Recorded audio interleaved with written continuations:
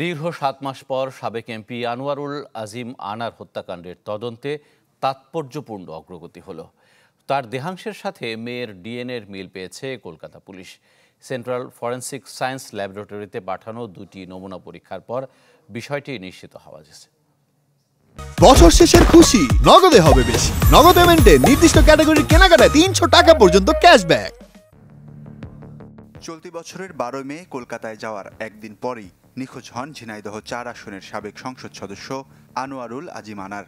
জানা যায় কলকাতারই নিউ টাউনের সঞ্জীবা গার্ডেনের একটি ফ্ল্যাটে টুকরো টুকরো করে খুন করা হয় তাকে।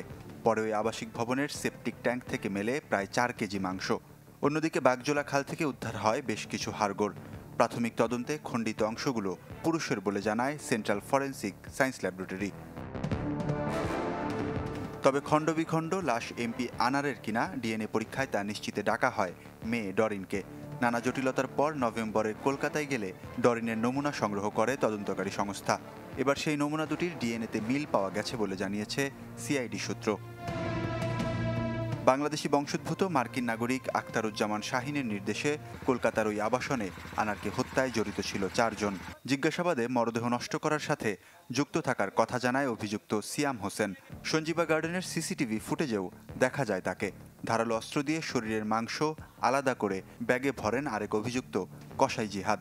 পরে টুকরো মরদেহ ভিন্ন ভিন্ন স্থানে ফেলে আসে। গেল 23 মে জিহাদ হাওলাদার ও 7 জন সিয়াম হোসেনকে গ্রেপ্তারের পর আগস্ট মাসে বারাসাত জেলা আদালতে জমা পড়ে প্রায় 1200 পাতার চার্জশিট।